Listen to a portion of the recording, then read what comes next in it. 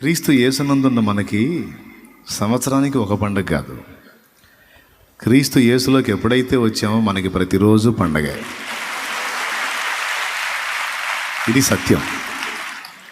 యేసయ్యలో ఏ రోజు మనం సంతోషించకుండా ఉన్నాం, యేసయ్యలో ఏ రోజు మనం ఆనందించకుండా ఉన్నాం, క్రీస్తు యేసునందు ప్రతిరోజు మనకి ఆనందమే, సంతోషమే, పండగే. లోకస్తులు మిగిలిన రోజుల్లో కాస్త ఏడిసినా మొత్తుకున్నా పండుగ రోజు ఏడవటానికి కానీ, తిట్టుకోవటానికి కానీ, కొట్టుకోవటానికి కానీ, సణుక్కోవటానికి కానీ, గొనుక్కోవటానికి కానీ ఇష్టపడరు. ఏదన్నా భర్త భార్య మీద విసుక్కున్నాడు అనుకో, ఏంటయ్యా పండగ పూట కూడా అంటే ఏంది, ఈరోజు పండగరా, ఈ రోజన్నా వదిలిపెట్టు, రోజు తిడతానే ఉంటావు కదా, ఈ రోజన్నా కాస్త వదిలేరా బాబు అని. పిల్లలు ఏదన్నా అల్లరి పెడితే తల్లి కొడుతుంది అనుకో, ఏందమ్మా పండగ పూట పిల్లల్ని ఏడిపిస్తున్నావు, పండగ పూట కొడతావు ఏంటి అంటే ఏంటి, పండగ అంటే బతుకంతా ఏడుపులే, ఈ ఒక్కరోజన్నా కాస్త సంతోషంగా, ప్రశాంతంగా, ఆనందంగా ఉండండి అని వాళ్ళ ఓదార్పు అన్నమాట అది. మనకైతే క్రీస్తు యేసునందు నిత్యము పండుగే.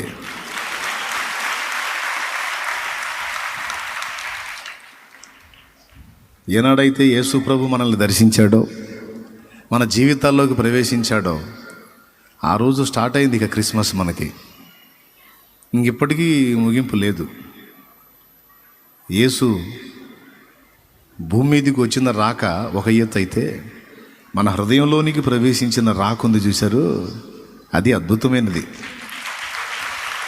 లోకంలోనికి వచ్చాడు, సంతోషం. మన జీవితాల్లోకి ఆయన వస్తే ఇంకా సంతోషం.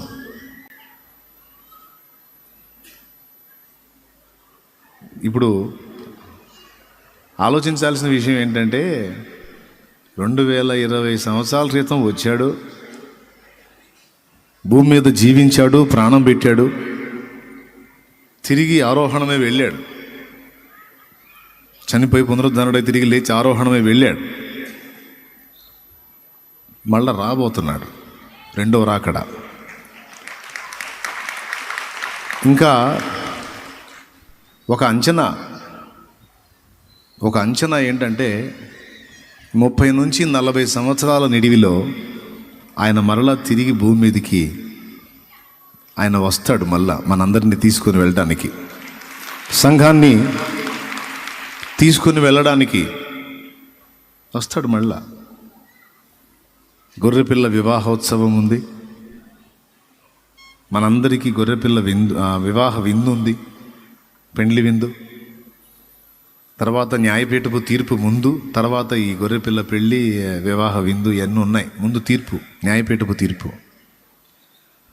అంటే మన ప్రయాసకు తగ్గ ప్రతిఫలం మనకి ఇవ్వడానికి న్యాయపీఠం ముందు మనల్ని ఉంచి, ఎవరెవరు ఎంత త్యాగం చేశారో, ఎంత కష్టపడ్డారో, ప్రభు సువార్త ఎంతమందికి వ్యాపింపజేశారో, నశించిపోతున్న ఆత్మ రక్షణ కోసం ఎంత పాటుపడ్డారో, ఎంత కష్టపడ్డారో, ఎవరెవరి త్యాగం, ఎవరెవరి సమర్పణ, ఎవరెవరి ప్రయాస ఏ పాటితో మొత్తం లెక్కగట్టి, ప్రతివానికి ఇచ్చుటకు జీతము నా యొద్ద కలదు, నేను ఇదిగో త్వరగా వచ్చుచున్నాను అనే మాట ఆయన మాట్లాడాడు. మనందరికి కూడా మరి మన పనుల చొప్పున, క్రియల చొప్పున లెక్కగట్టి జీతం ఇవ్వడానికి న్యాయపీఠపు తీర్పు, ఇవ్వడానికి న్యాయం. పొద్దున్నే వెళ్ళి ఒక దేనారానికి కూలి వాళ్ళని మాట్లాడుకున్నాడు, మధ్యాహ్నం వెళ్ళి కూలి వాళ్ళని మాట్లాడుకున్నాడు, 3 వెళ్ళి కూడా చూస్తే కొంతమంది ఉంటే వాళ్ళని కూడా తీసుకొని పోయాడు. సాయంత్రం వేళ 5 ఇంకొక గంటలో పని ముగిస్తారనంగా కూడా పోయి ఇంకా కొంతమందిని తీసుకొచ్చి పనిలో పెట్టాడు. ఆ తీసుకొచ్చేటప్పుడు అంటాడు, మీకు ఎంత న్యాయమో అంత మీకు ఇత్తును అంటాడు. మీకు ఏది న్యాయమో అది ఇస్తాను, ఎంత న్యాయమో అది ఇస్తాను అని. అట్లా మనకి ఇవ్వడానికి ఏర్పరిచిన తీర్పే న్యాయపీఠపు తీర్పు. మనం పొందినట్లు ఏర్పరచబడిందే న్యాయపీఠపు తీర్పు. ఇది 2 కొరింథీ 5:10 మనకు రాయబడింది. తర్వాత మనందరం కూడా క్రిస్మస్ పర్వదినాన సంతోషపడటం, సంబరపడటమే కాదు, రాకడకు కూడా సిద్ధపడాలి. మొదటి రాకడ వచ్చాడు, ప్రాణం పెట్టాడు, వెళ్ళాడు, సంతోషం. రెండవ రాకడకు సిద్ధపడకపోతే మొదటి రాకడను కూర్చున్న పండగంతా దండగే. మళ్ళీ చెబుతా, రెండవ రాకడికి జాగ్రత్తగా సిద్ధపడకపోతే మొదటి రాకడను కూర్చిన పండగంతా దండగే అయింది. మొదటి రాకడంటే కన్యమరియ గర్భాన్ని పుట్టిన రాకడుందే, ఆ రాకడ ఎందుకు వచ్చింది? మొదటి రాకడంటే రెండవ రాకడికి మనందరినీ రెడీ చేయడానికి వచ్చింది. కాబట్టి యేసు ప్రభుని ఇంకా ఉయ్యాల తొట్టులో వేసి పసిపాపలాగా బజ్జో కన్న ఇమ్మానుయేలు నన్ను గన్న చిన్నారి యేసు కన్యామరియా మురియా కలలెన్నో గంటూ అని ఉయ్యాల్లో ఊపే పరిస్థితి కాదు. ఇమానియలు పుట్టి పెరిగి పెద్దయి వెళ్ళి మళ్ళీ రాబోతున్నాడు గనక ఎవరికి వాళ్ళు జాగ్రత్త పడండి. మారు మనసు లేనివాడు త్వరగా మారు మనసు పొందాలి. మారు మనసు పొంది కూడా పాప క్షమాపణ నిమిత్తం బాప్తిస్మం పొందని వాడు త్వరపడి బాప్తిస్మం పొందాలి. బాప్తిస్మం పొంది కూడా ఇంకా పరిశుద్ధాత్మను పొందనటువంటి స్థితిలో ఉన్నవాళ్ళు మోకాళ్ళుని ఉపవాసం ఉండి అవసరమైతే ప్రార్థనలో పెనుగులాడి దేవుని ప్రత్యేకమైన పరిశుద్ధాత్మ శక్తిని పొందుకోవాలి. పరిశుద్ధాత్మ శక్తితో నింపబడిన వాడు దేవుని కొరకు నశించిపోతున్న ఆత్మలను సంపాదించినట్లుగా తన్ను తాను జాగ్రత్తగా కాపాడుకుంటూ నశించిపోతున్న ఆత్మలకు క్రీస్తు సువార్తను ప్రకటించాలి. ప్రకటించి ఆత్మలను రక్షణలోనికి నడిపించాలి. కనీసం ఒక్కొక్కరు నా జీవిత యాత్ర ముగిసేసరికి నా బ్రతుకంతటితో సంవత్సరానికి ఒక ఆత్మకాడికైనా నేను రక్షించాలి అనే తీర్మానం చేయాలి. పుట్టినరోజు ఫంక్షన్కి వచ్చేటప్పుడు సహజంగా మన ఇంట్లో ఏదన్నా ఫంక్షన్ పెట్టుకుంటే వచ్చే అతిథుల నుంచి మనం ఏదో ఒకటి ఆశిస్తాం. మనకు కూడా మర్యాద కాదు, ఏదన్నా ఫంక్షన్కి వెళ్ళేటప్పుడు ఏదో ఒకటి తీసుకొని వెళ్ళటం మనకు మర్యాద, అవునా కాదా? ఇప్పుడు యేసయ్య పుట్టినరోజు సందర్భంగా మనం వస్తున్నాం. మరి యేసయ్యకి ఏ బహుమానం తీసుకెళ్తే సంతోషపడతాడు అంటే తన బిడ్డల క్షేమం కంటే ఎక్కువ సంతోషం ఏ తల్లికైనా తండ్రికైనా ఉంటుందా? నశించిపోతున్న బిడ్డలు ఒక పక్కన నిత్యం వండి అగ్నిగుండానికి సిద్ధమై ఘోరమైన యాతనలో ఉంటుండగా, ఘోరమైన ఆవేదనలో ఉంటుండగా మనం బాధ్యత లేకుండా ఉండటం దేవునికి సంతోషం కలిగించదు. వందలాది మందిని నువ్వు మార్చలేకపోయినా, రక్షించలేకపోయినా, వేలాది మందిని రక్షించలేకపోయినా, కనీసం సంవత్సరానికి ఒక్క ఆత్మనైనా నేను క్రీస్తు కొరకు సంపాదించాలి అనే తీర్మానం నువ్వు చేస్తావు చూడు, అది దేవునికి సంతోషాన్ని కలిగించింది. నా చెడిపోయిన జీవితాన్ని విసర్జించి కనీసం ఇక నుంచైనా నేను మారు మనసు పొంది దేవుని బిడ్డగా, దేవునికి సాక్షిగా, నిజాయితీగా బతకాలనుకుంటున్నాను అని ఒక తీర్మానాన్ని దేవుని ముందు చెబుతావు చూడు, అది దేవుణ్ణి సంతోషపెట్టిద్ది. మారు మనసు అక్కరలేని 99 నీతిమంతుల కంటే మారు మనసు పొందు ఒక్క పాపి విషయమై పరలోకంలో ఎక్కువ సంతోషం కలుగును అని రాయబడి ఉంది. మీకు తెలుసు కదా, మారు మనసు అనగానే లోకంలో నుండి పాపంలో ఉన్నవాళ్ళు మారు మనసు పొందాలని మీరు అనుకుంటారు కాదండి. వాళ్ళని గురించి కూడా మారు మనసు ప్రకటింపబడింది. కానీ రక్షణానుభవంలోనికి వచ్చిన వాళ్ళకు కూడా మళ్ళా మారు మనసు అవసరం అంటుంది వాక్యం. ప్రకటన గ్రంథం 2వ అధ్యాయం 1వ వచనం నుంచి కానీ మీరు చూడగలిగితే 7 నక్షత్రములు తన కుడి చేత పట్టుకొని 7 దీపస్తంభముల మధ్య సంచరించువాడు చెప్పు సంగతులు ఏవనగా, నీ క్రియలను నీ కష్టమును ఎఫెసులోనున్న సంఘపు దూతకి ఇలాగు రాయుము అన్నాడు. సంఘపు దూతకి ఇలాగు రాయమన్నాడు. దూతకి ఏం రాయమన్నాడు? ఏం రాయమన్నాడు అక్కడ చెప్పాడు. అంతా బాగానే ఉంది, కానీ నువ్వు మొదట నీకుండిన ప్రేమ నువ్వు వదిలేవు. ఫస్ట్ ఉన్నప్పుడు నీకున్న ప్రేమ ఉందే, అది ఇప్పుడు కనపడట్లేదు. కాబట్టి నీవు అర్జెంటుగా మారు మనసు పొందన్నాడు. మారు మనసు పొందే కదా, బాప్తిస్మం పొందే కదా సేవకు వచ్చాడు. దూత, సంఘపు దూత అంటే సంఘనాయకుడు. సంఘనాయకుడైన వానికి మళ్ళా మారు మనసు పొందమని పిలుపునిస్తున్నాడు. మరో సంఘ నాయకుడికి అంటాడు, నీవు ఆసక్తి కలిగి మారు మనసు పొందితేనే సరి.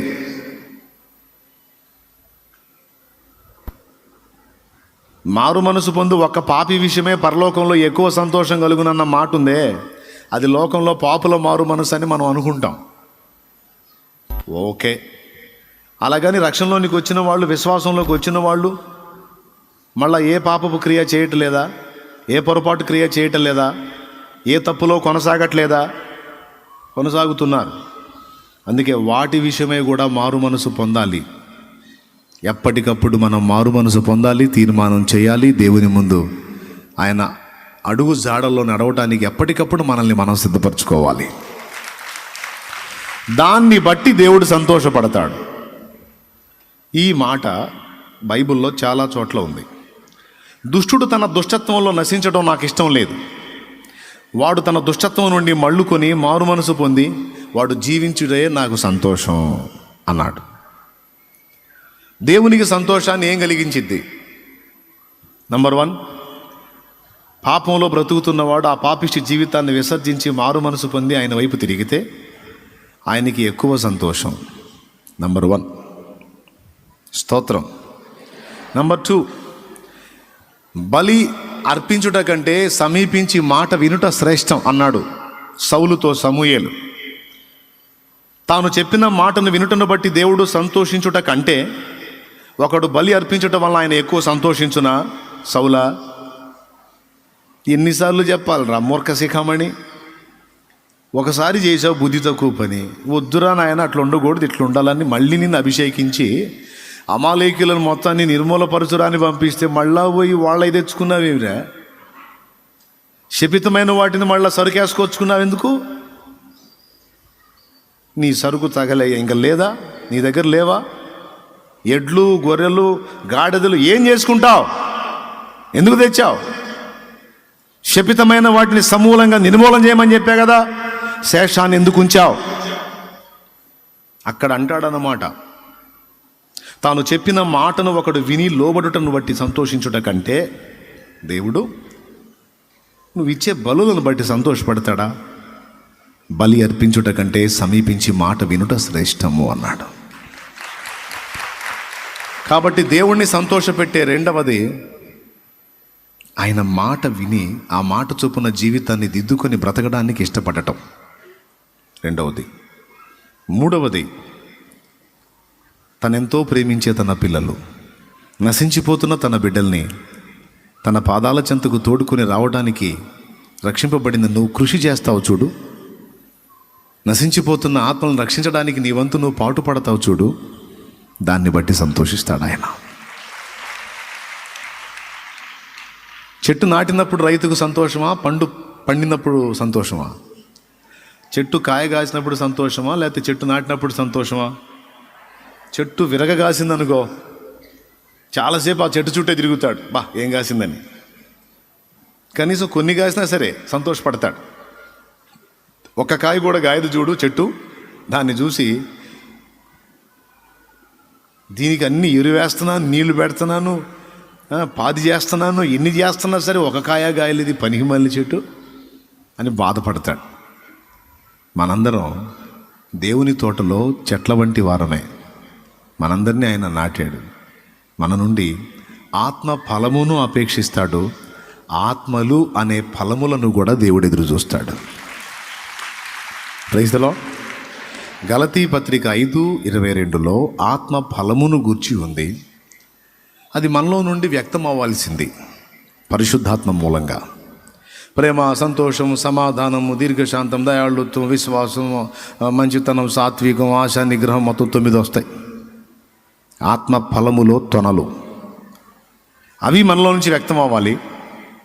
రెండవది, నశించిపోతున్న ఆత్మలను రక్షించి ఒక చెట్టు కాయలు కాసినట్టు మనం గాయాలి.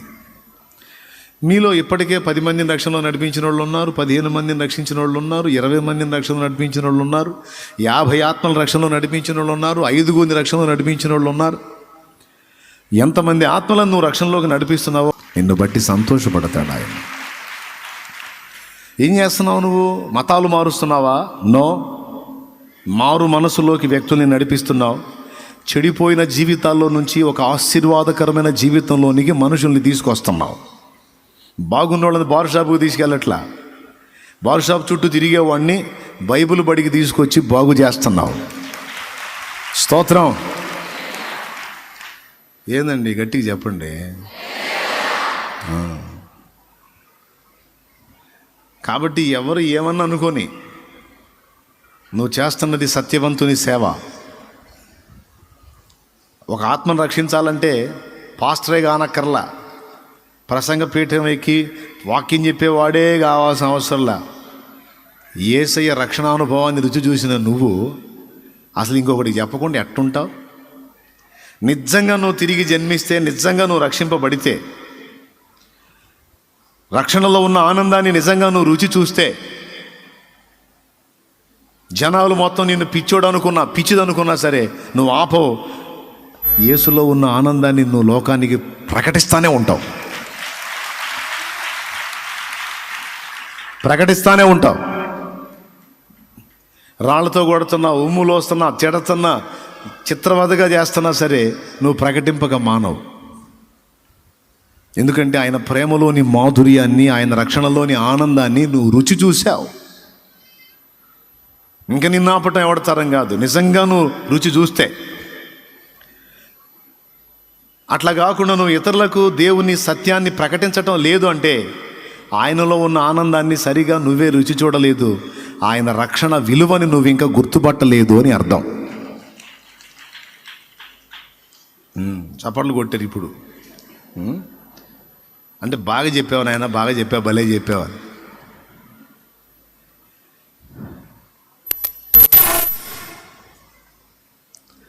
నిజంగా రుచి చూస్తే ఆగుతామా? చెప్పకుండా ఉంటామా? చీపురు కట్ట తక్కువ రేటుకు వస్తే కూడా పక్కోడికి చెప్పకుండా ఉండం. ఓకే,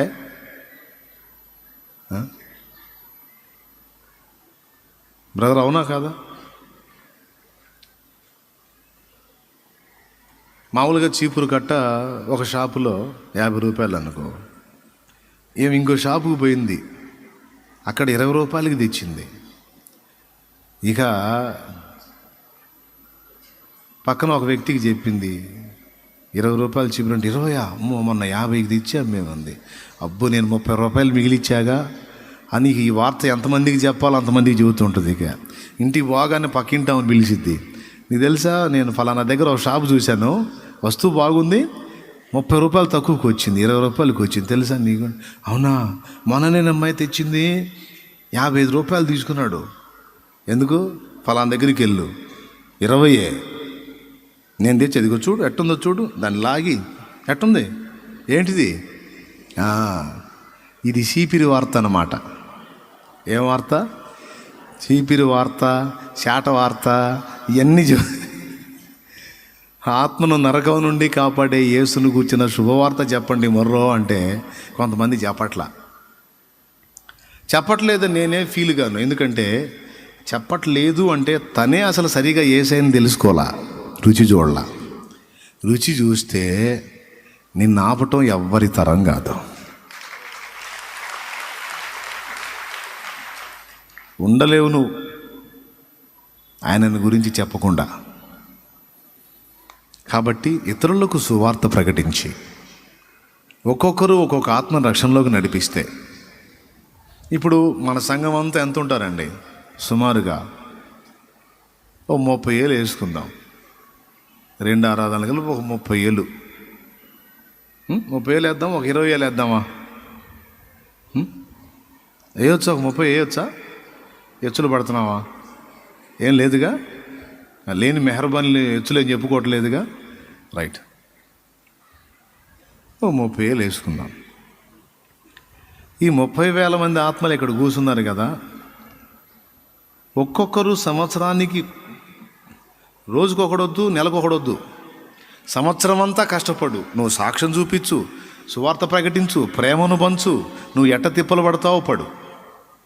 ఆడోళ్ళు, పురుషులు. మళ్ళా స్త్రీలు నేను ప్రేమ చూపించి పురుషుని రక్షిస్తాను అనొద్దు, కొంపలు అంటుకుపోతాయి. అట్లాంటి దిక్కుమాల పనులు చేయొద్దు. ఓపెన్గానే చెబుతాను, నేనేం డౌట్గా చెప్పను. ఎందుకంటే నాకు 2-3 తగిలారు అట్లా. అమ్మ ఎవరమ్మ అంటే మా ఇంటికాడ బ్రదర్ అన్నయ్య అండి. ఇంటికాడ బ్రదర్ని అంటేసుకొని తిరుగుతున్నావు ఏందమ్మా అంటే ఆత్మను రచిద్దామని. ఆత్మను రచిద్దామని ఏం చేస్తున్నా? ప్రేమ చూపిస్తున్నాను అన్నయ్య. ప్రేమ? ఓ నీ దిక్కుమాలిన ప్రేమ, నువ్వు నీ సోది మొహం దాన. ఆడ మనిషికి చూపించమ్మా ప్రేమ, అబ్బాయికి కాదమ్మా అని చెప్పి పచ్చిగా చెప్పాను నేనేం అసలు అనుమానం పెట్టుకోనుగా ఓపెన్గా మాట్లాడతాను. స్తోత్రం. తమ్ముడా, నువ్వు కష్టపడి నువ్వు ఇంకొక వ్యక్తికి చెప్పి సంవత్సరానికి ఒక్క ఆత్మని దేవుని రక్షణలోనికి నడిపించగలిగితే, చెల్లి కష్టపడి దేవుని గూర్చి ప్రకటించి సంవత్సరం అంతా ప్రయాసపడి ప్రార్థించి ప్రకటించి మాదిరిని చూపి ప్రేమను పంచి ఒక్క ఆత్మని నీవు రక్షణలోకి నడిపిస్తే ఈ ఈ ఈ సంవత్సరం 30 ఉన్నది, నెక్స్ట్ సంవత్సరానికి ఎంత అవుతుంది? ఆ తర్వాతి సంవత్సరానికి ఎంత? ఆ తర్వాతి సంవత్సరానికి అండి, ఈ సంవత్సరం 30, వచ్చే సంవత్సరానికి 60, ఆ తర్వాతి సంవత్సరానికి 120, అంటే 1,20,000 మంది. కానీ ఈ పాయింట్ని ఎంతమంది తీసుకుంటున్నారు? క్రిస్మస్ రాగానే ముందు కొత్త బట్టలు వేసుకొని తళతళలాడుతూ ముందు ఆరాధనలో పోయి కాసేపు ఆరాధించుకుని వస్తే ఏసై సంతోషపడతాడు. ఓకే, హ్యాపీయే, నా జన్మదినాన్ని నా బిడ్డలు సెలబ్రేషన్ చేసుకుంటున్నారు, హ్యాపీయే, ఆయనకి సంతోషమే. కాకపోతే పుట్టినరోజున వస్తున్నారు కానీ ఎవడో కానుక తేట్లేదు అనుకుంటాడు. కానుకంటే ఏదో ఒక చిల్లర అనుకుంటున్నారు. ఓకే, అది కూడా పరిచర్యకి అవసరమే, కానీ ఆత్మలు విలువైనవి కదా. ఈ సంవత్సరం నేను ఒట్టిగా వచ్చాను, కనీసం ఇక వచ్చే సంవత్సరం క్రిస్మస్ కన్నా కొన్ని ఆత్మల్ని నేను రక్షించి ఉండాలి అనే తీర్మానం మనందరిలోకి రావాలి, మనందరిలోకి రావాలండి. ఆ తీర్మానాన్ని ప్రతి ఒక్కరూ చేయాలి.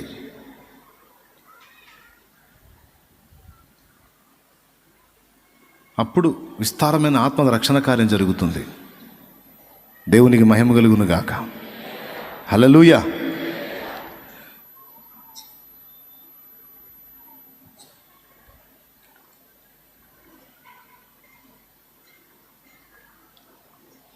వరుసగా చెప్పండి, దేని బట్టి దేవుడు సంతోషపడతాడు? ఏదో దాన్ని బట్టి.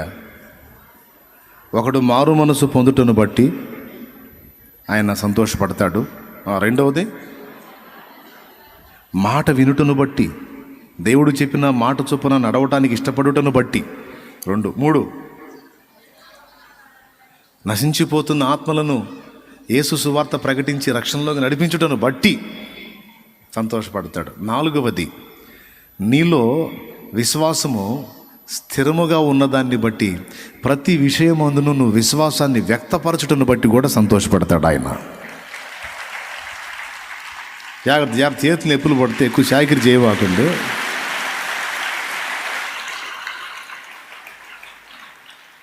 స్తోత్రం. హల్లెలూయా.